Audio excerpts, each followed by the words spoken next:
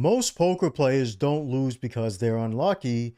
They lose because they spiral the moment something goes wrong. I've been a winning poker pro for 7 straight years, and your mental game is either protecting your bankroll or quietly destroying it. In this video, I'm going to provide the steps to improve your mental clarity at the table. Before we get into the thoughts, let me make this clear. I'm not trying to turn you into a robot who never feels anything. I just want you to stop letting one emotional moment decide the next 30 minutes of your session. The bad beat is painful, but the punt that happens after the bad beat is what destroys your bankroll. So we are going to go through 10 common triggers that show up in real games, and every time one hits, you are going to run the reset, reality check, a question to ask yourself, a next action to take, and then a line you can say to lock your brain back in. This is one of the most common tilt thoughts in poker, and it sounds innocent, but it is deadly. You lose a pot, the board runs out in a way you hate, or your opponent binks the river, and you immediately think, of course this would happen. It sounds harmless, but the moment you say that, you are not just reacting to the hand anymore. You are building a story in your head that the game is against you. Most players respond to that thought by either paying out of frustration or overfolding out of fear. And either way, they stop playing ranges and start playing emotions. The reality check you need is that variance is not personal, and poker is designed to feel unfair in the short term. If you play long enough, you are going to see runouts that make you want to slam the table, and that does not mean you are cursed. It means you are playing poker. In this spot, try asking yourself, what is the best decision right now if I had zero emotion attached to this hand? Because that question forces you back into logic and pulls you back into ranges and probabilities instead of feelings. Your next action is to slow your body down before you act. Take one deep breath, rebuild the hand from the beginning, and then make your decision based on the story the ranges are telling you. The way I approach this moment is simple. I don't play results, I play decisions. This next one shows up when the session starts going sideways, and it usually hits right after a couple of rough pots. You lose a few hands, miss a draw, or run into a better hand, and your brain tries to protect your ego by turning it into a personal narrative. And then the thought pops up, this only happens to me. The problem is that the moment you believe that, you stop making disciplined decisions and you start trying to force the session to turn around. This is the moment most players start justifying bad decisions with I'm due logic, and that is how one normal downswing turns into a punt session. The reality check is that this happens to everyone. You are just emotionally attached to the losses when they happen to you, and if you watch somebody else lose the same pot, you would shrug and say, that is poker. Here's a question you should ask in that moment. If this happened to one of my friends, what would I tell them to do next? Because that instantly pulls you out of your own head and makes you more rational. Your next action is to label the moment correctly by saying standard variance in your head. And then pick one simple focus for the next orbit so you do not drift into revenge poker. This can mean tightening up pre-flop, avoiding thin hero calls, or slowing down on turn and river decisions. This is what I tell myself when that thought hits. The math applies to everyone in the game long term. If you are struggling to win in the long term, you can become better with my free guide, The Low Stakes Poker Blueprint, by scanning this QR code. It gives you the 100 rules I used to win for 7 straight years. You can also receive it by clicking the pinned comment in this video. Pay attention to this one because it happens mid-hand and it changes your strategy immediately. You raise, get called, and the flop comes out ugly for your exact hand. Maybe it is a coordinated board, maybe it smashes their range, and you feel that little spike of frustration and you catch yourself cursing when the flop is bad. The reality check is that a flop is not good or bad emotionally, it is information. If you treat every bad flop like a personal insult, you will see bet in terrible spots or you will give up in great spots, and both are expensive. Most players either panic C bet because they hate the board or they give up in spots where their range still has an advantage. And the fix is simple: range is first, then your hand. In this spot, ask yourself, who does this flop actually favor? My range or their range?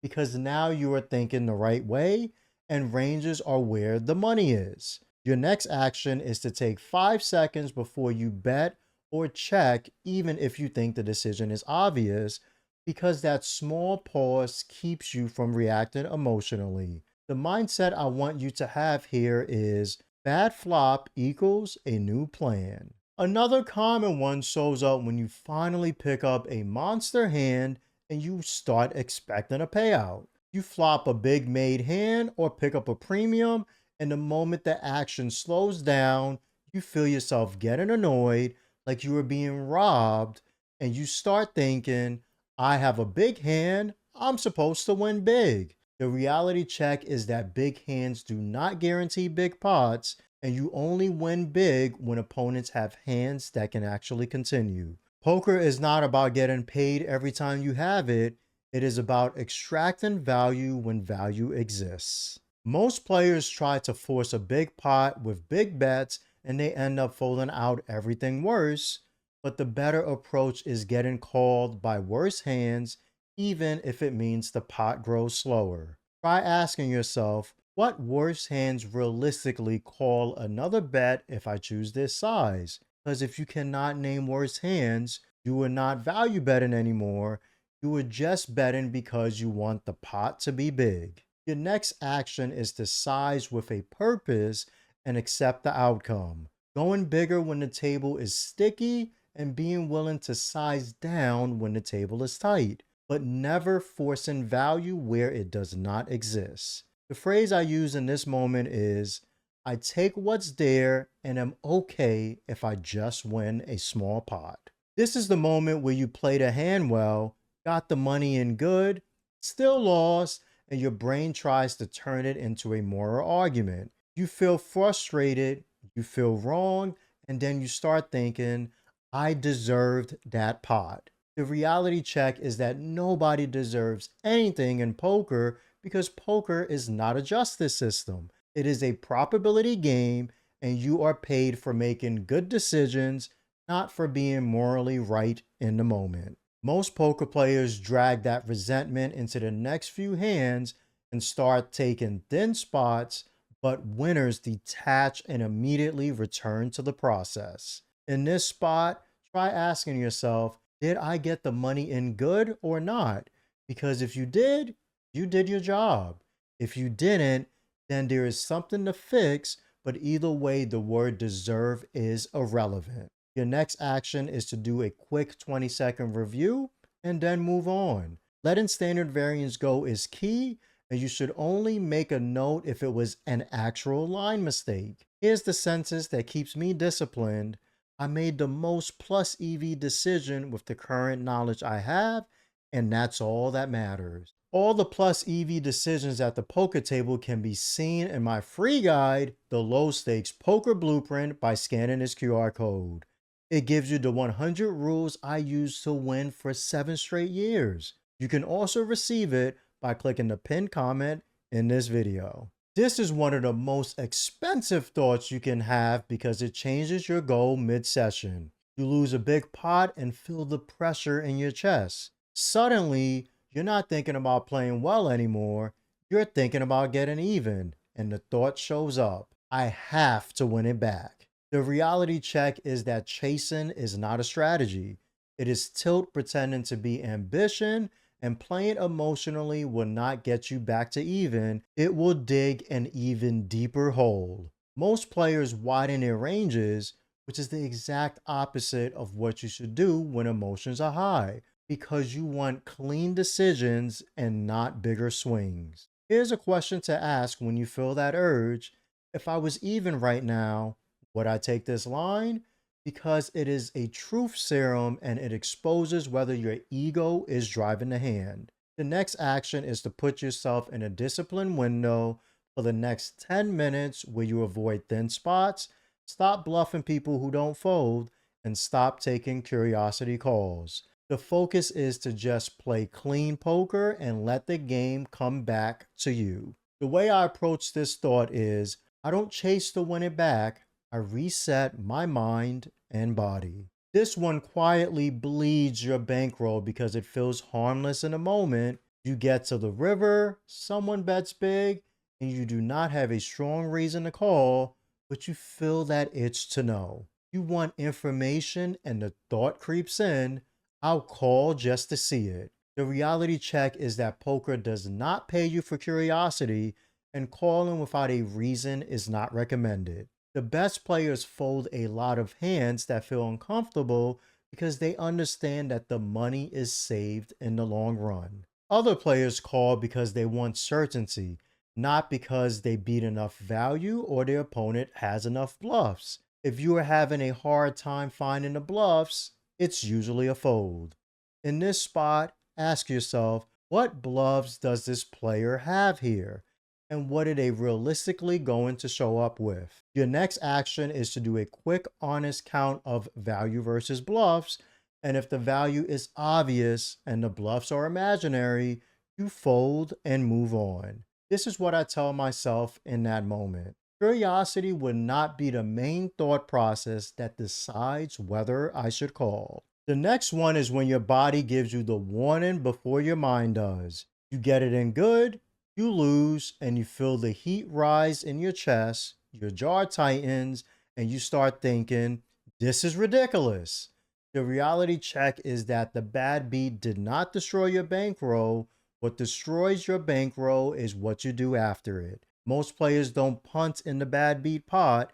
They lose their stack foolishly in the next 5 hands when they're emotionally hijacked. Poker players will believe they're fine because they aren't yelling, but the decision quality drops instantly. In this spot, try asking yourself right after the pot, am I about to play the next hand emotionally? Because that question alone can save you a buy-in by forcing you to acknowledge what's happening. Your next action is to reset your nervous system by standing up, walking to the bathroom, getting water, or sitting out a hand or two, because it's like driving while you're angry.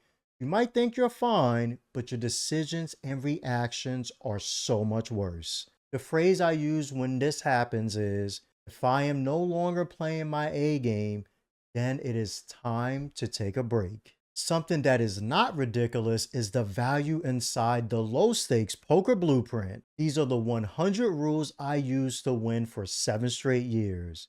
You can receive it by scanning the QR code or clicking the pinned comment. This one shows up after you take a line with a draw and the river bricks out. It triggers that feeling of poker is cheating you. You barrel, you miss, and the frustration builds until you start thinking, I never hit. The reality check is that draws miss constantly. This is the math, and what matters is whether your line was good and if the final barrel is profitable on this specific run out. Most poker players fire one more time because they feel cheated, and that extra bet is where the money gets burned. Sometimes it is okay to give up.